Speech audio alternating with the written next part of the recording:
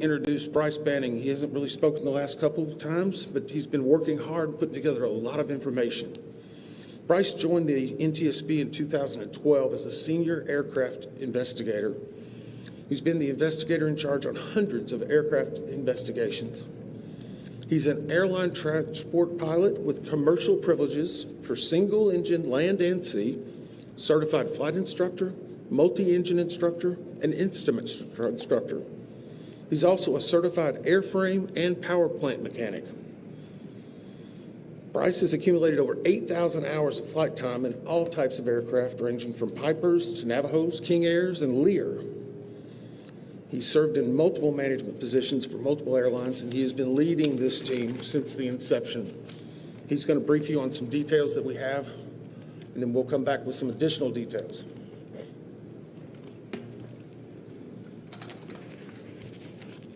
Thank you.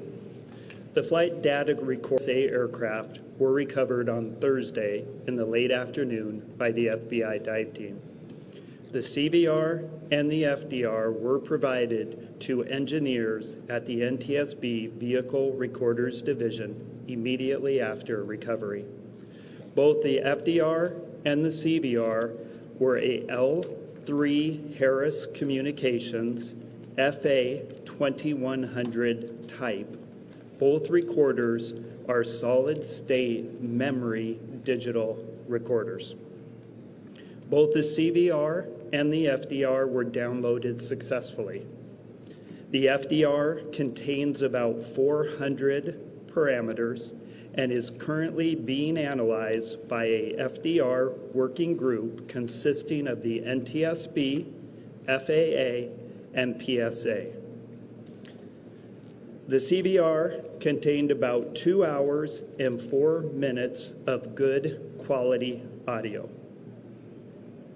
ADSB and FDR time were correlated. Timing will continue in Eastern Standard Time and are preliminary. The FDR captures the entirety of the accident flight. The CVR audio, because it is only 2 hours in duration, starts mid-flight. Prior to initial descent, the crew briefed the arrival for the Troops 5 arrival, followed by an ILS approach to runway 1 at DCA. Around 8:15, the aircraft left 37,000 feet for an initial descent.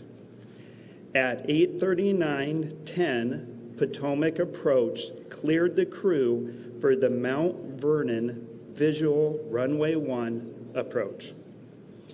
At 8:43:06, the crew made initial contact with the DCA tower. The tower controller then asked if the crew could switch to runway 33. After a brief discussion between the crew, they agreed to runway 33. At 8:45:27, the autopilot was disconnected.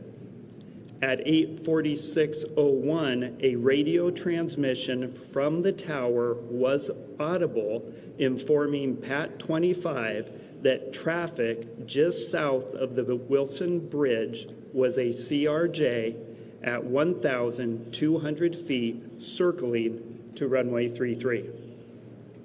At 8:46:29, the crew received a 1,000-foot automated call-out. At 8:46:47, DCA tower cleared other jet traffic on runway 1 for departure with no delay. At 8:47:29, the crew received a 500-foot automated call-out. At 8:47:39, a radio transmission from the tower was audible asking Pat 25 if the CRJ was in sight. 1 second later, the crew received an automated traffic advisory stating traffic. At 8:47:42, a radio transmission from the tower was audible directing Pat 25 to pass behind the CRJ. At 8:47:58, the crew had a verbal reaction, and FDR data showed the airplane beginning to increase its pitch. Sounds of impact were audible about 1 second later, followed by the end of the recording. A CVR group consisting of party representatives from the NTSB, PSA, ALPA, and the FAA has been convened. The group is currently working to transcribe the entirety of the CVR recording verbatim. Thank you. We will take some questions at the end, but we have some additional details we definitely want to brief you on today. I want to clarify something that was, I think, presented by NTSB at some form, specifically around air traffic control. The Washington DCA tower was community transmission on a VHF and UHF frequency. Any transmission would come out on both bands. The Black Hawk was transmitting out with a UHF band, while the CRJ jet was transmitting out with a VHF. To put that in context, both the airplane and the helicopter would hear any air traffic control, but they would not hear the other aircraft or helicopter, conversely, if they were transmitting out. I bring that up because we are now working through the transcript of the air traffic control, and many people have heard online different recordings. Those do not contain the UHF radio transmissions. What they're hearing is the VHF recorded on certain software programs. As we synchronize the timing on that, we hope to be able to release it tomorrow. We do have it. We're working through the synchronization because the specific time will be very critical. Now, a few updates in regard to the Black Hawk helicopter. We can verify it was on a training flight that would utilize night vision goggles. We do not know at this time if the night vision goggles were actively being worn, nor what the setting may be. Further investigation should be able to let us know if that occurred and what factor it may play in the overall accident. We announced the combination CVR and the flight data recorder was extracted last night from the aircraft. When it was brought to our lab and opened, there was a water intrusion. Again, this is not uncommon. If you recall, in the CRJ, that cockpit voice recorder also had a water intrusion. It is going through the same process of iodized water until it's put into a vacuum oven. We still are very confident we will have that data. On the Black Hawk, we can confirm that we are looking into a priority air transport, and that's where you hear PAT, that on the prior day, PAT 11 was in close contact with a Republic Air flight. The Republic Air flight rejected the landing and did a go-around. The reason we are bringing this up is our data currently shows there was over 1,000 feet of separation between those two aircraft. 1,000 feet is a good safety barrier. Obviously, the pilot made its own decision in rejecting the landing.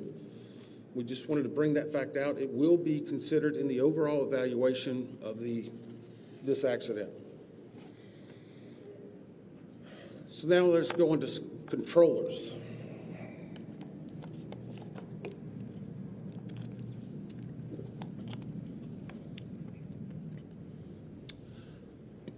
At the time of the accident, there were 5 controllers in the air traffic control tower cab at DCA.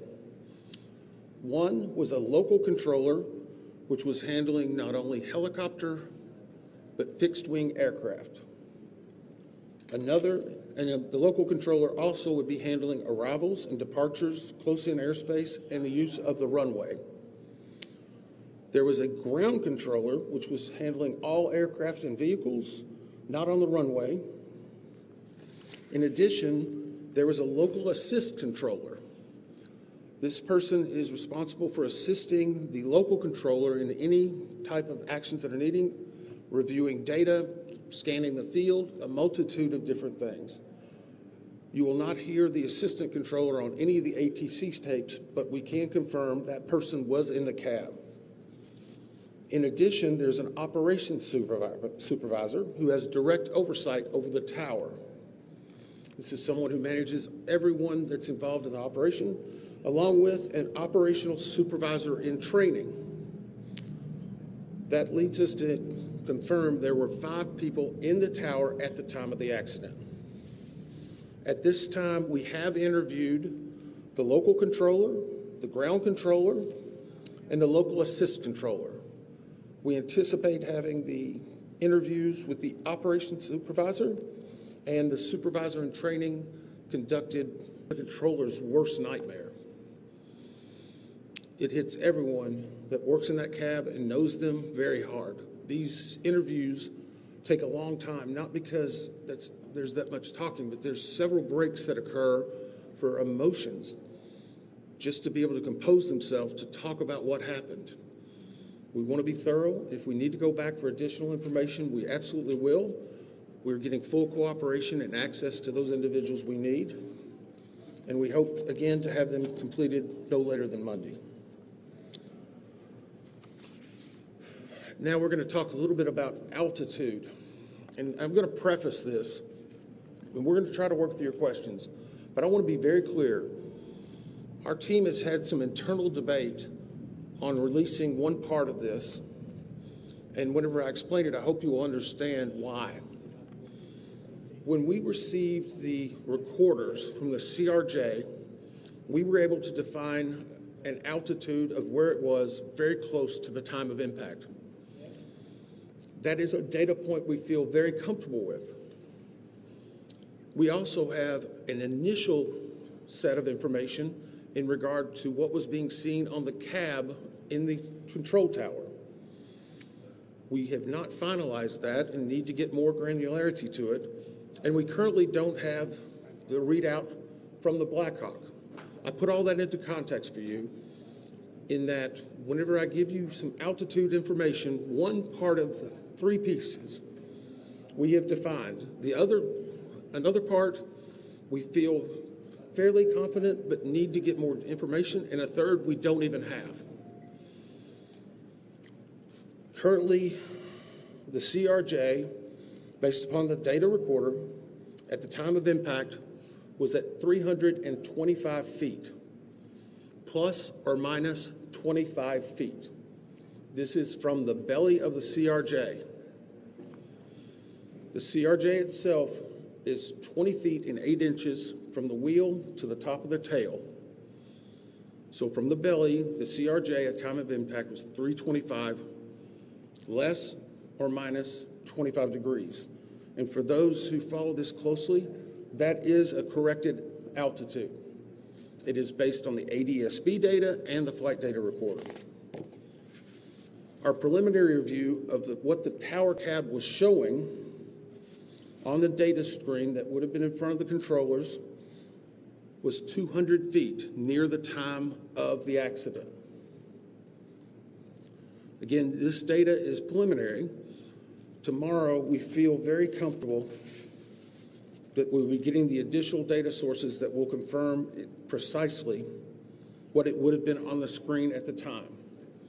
And I would also caution you, there's typically in the cab on that screen, it may be a 4 to 5 second refresh rate. But obviously, this is something that we're going to be looking at very closely. The third prong of that is the helicopter recorders. Between those 3, whenever we have those data points finalized, we feel that we'll be very comfortable in saying exactly what altitude this occurred at. And I know that's been a lot of speculation. You may have a few questions on it, but I want to caution, we're trying to give you what information we have and we verified at that time.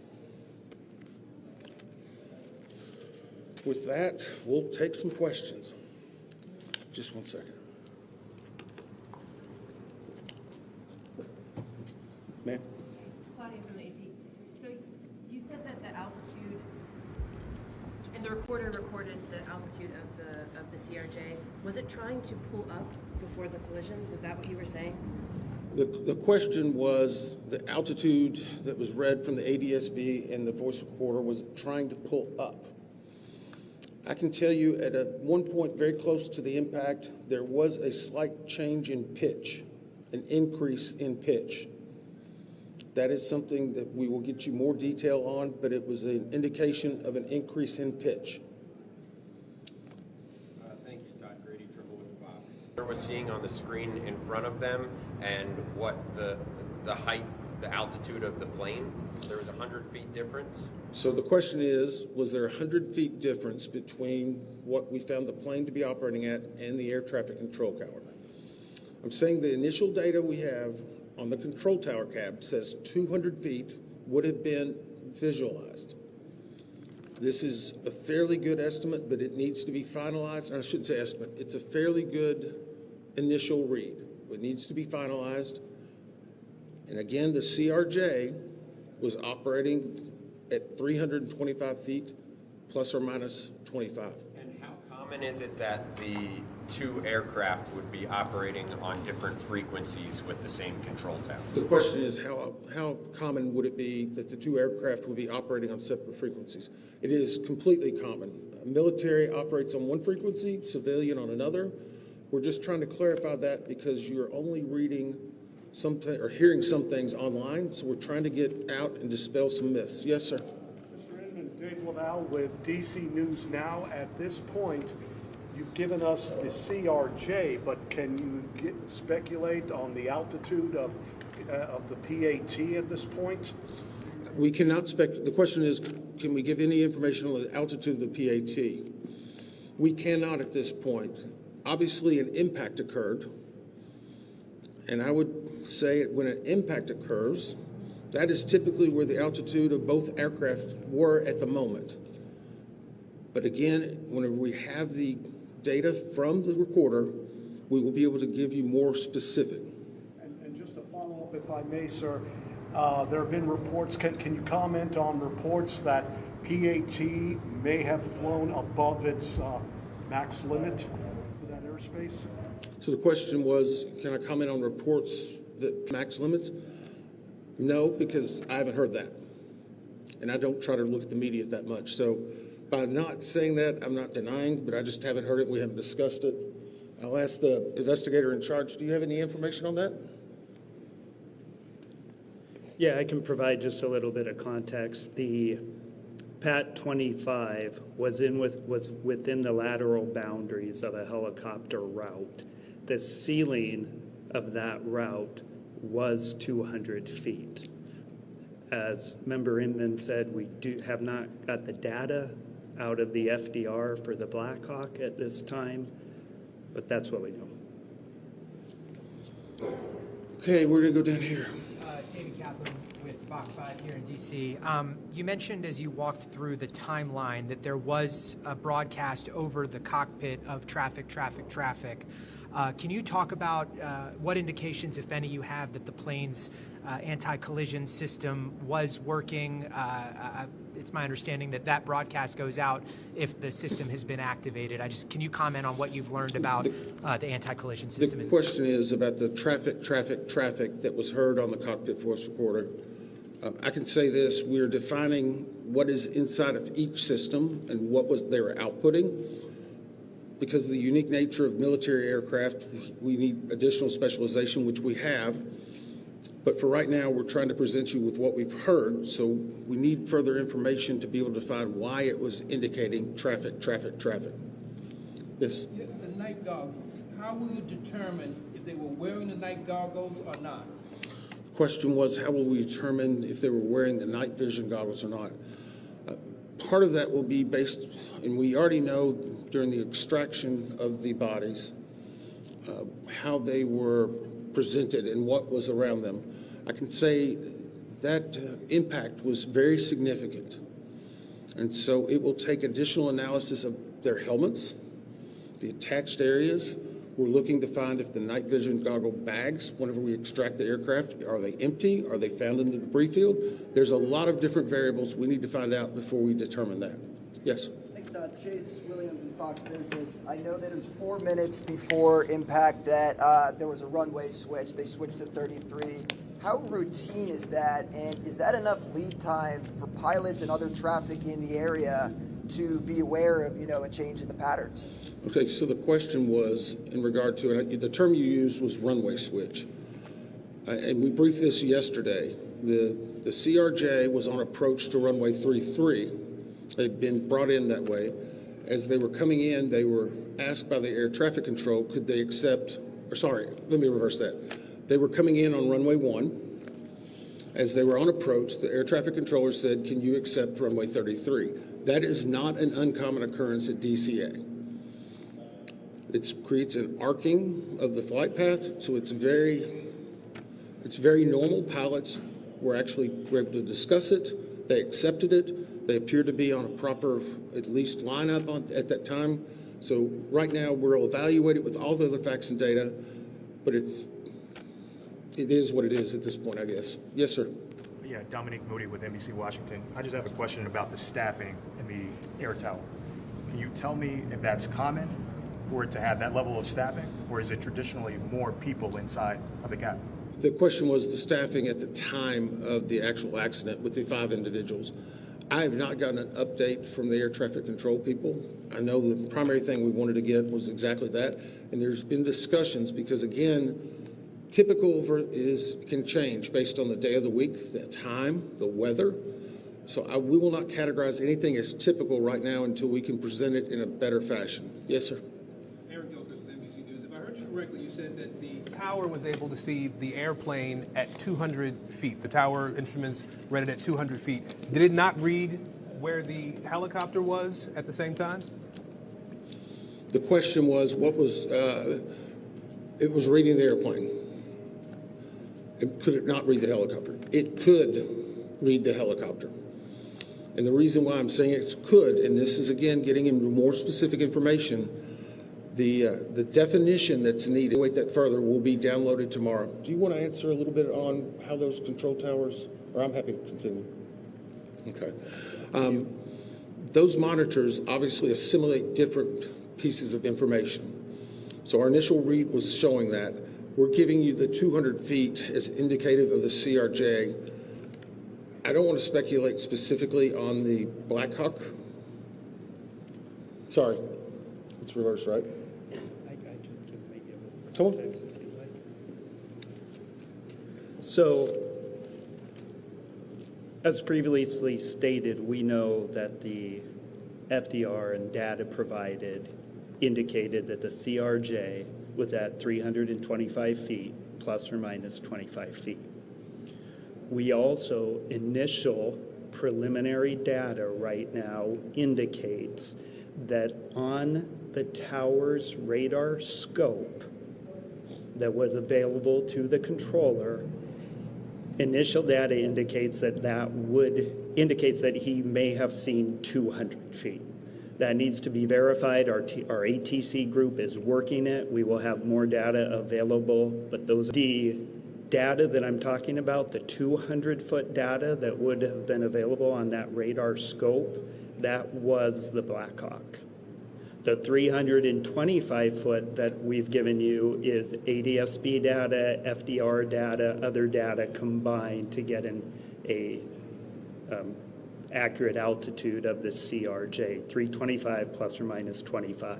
The radar data, where that helicopter is down at 200 feet, it has less fidelity.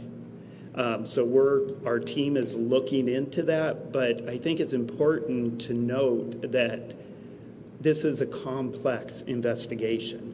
There's a lot of pieces here. Our team is working very hard to gather this data, make sure we, as Member Inman has said, understand why this happened. Sorry, Bryce, can I just... Hang on, I'll call on people. Yes, ma'am. Can you just confirm what your colleague just said, that the CRJ was showing at 375 feet and the Black Hawk was showing at 200? So the question again, and I'm going to try to say this one more time. The CRJ, at the time of impact, based on ADSB data and the voice and the data and the flight recorder shows that that airplane was positioned at 325 feet plus or minus 25 feet. On the radar scope in the cab, our preliminary review shows that the Black Hawk helicopter would have visualized at 200 feet. It's not as we will get more significant information. We wanted to present the 325 plus or minus because we knew that, we have good certainty with it, but without presenting it with the radar scope information or with presenting that, it could cause some conflict. So I'm going to be very careful to make sure we still have a lot more work to do. These are one of thousands of data points and will be hundreds of thousands of pages. We're trying to release the information as we know it and make sure we're giving the best information that's accurate and learning from it. Yep. Yesterday you talked about spending time with some of the victims' families. Can you describe any sort of update today with them? Well, the question is about spending time with the members' families. Yeah, I spent several hours with them today. There's more, some new. There's some that have been there for 3 days. There's some that want to give us hugs. There's some that are just mad and angry. They're just all hurt, and they still want answers, and we want to give them answers. And the most devastating thing, I guess, today was they watched the news last night. They know their loved ones were recovering. They're thinking, is it going to take longer? Am I not going to be finding my loved one? How will this affect it? That's hard. I mean, it's horrible. It's horrible. And no one should suffer this. So, yeah, it is hard on them. They have a lot of questions. They haven't been through this. Unfortunately, we have a lot of experts. We've done 1,000, but that doesn't mean it's not completely new to them. What's really horrible, though, is that these things are happening. You know, I keep a challenge coin. Whenever I first got to the NTSB, they asked, it's a challenge coin you hand to people as a sign of gratitude and respect. In front of it has the seal and the name. I said, what do you want to put on the back? This was on the front door of our training center where the TW-800 was for many years. From tragedy, we draw knowledge to improve the safety for us all. That's what we're doing right now. We're dealing with tragedy, but we need to improve safety. We need 200 plus recommendations fixed. We need people to take action. Unfortunately, at some point, all of you are going to be gone. We're still going to have the investigation open. We're going to make recommendations. We go to East Palestine, a community that still nothing's happened. We have several hundred recommendations open for aviation. You want to do something about it? Adopt the recommendation of the NTSB. You'll save lives. Get off and do something. I don't want to have to meet with another set of those parents like that again. It's not fair. Could be. I want to make sure I understand the elevation question correctly. The flight data recorder on the CRJ is showing 325 plus or minus 25. That's correct, right? The question is, and I apologize, I've said this 3 or 4 times, on the CRJ, the flight data recorder that has been localized from the ADSB data and other is showing the time of impact. It was at 325 plus or minus 25 feet. Okay. The 200 feet inside of the air traffic control cab was for the helicopter. Is that The question again, the preliminary data that we have not validated yet and are still trying to verify was that the radar scope was showing the helicopter at 200 feet. Now, again, we're not saying plus or minus because we don't really know that. It's not as granular. We will have the exact data set tomorrow evening. We knew you would have some questions, so please be responsible in reporting this. We need more info, but we know that some of that information is coming out, and we're trying to provide it. No more. Sorry, I've answered the same question several times. Sorry. Go ahead. This is just a clarification point on this topic. I understand what the radar scope in the ATC cap was showing and what the black box showed you from the CRJ. I guess the question is, what would explain the discrepancy, which appears to be 100 feet, when clearly they hit each other? So the question is, what would explain this discrepancy? That's what our job is to figure that out. That's what we're doing. That's the reason we're giving you information to dispel some information that may be out there. We're the gold standard across the world because we tell the facts. The 4 to 5 second delay that you described, where was that?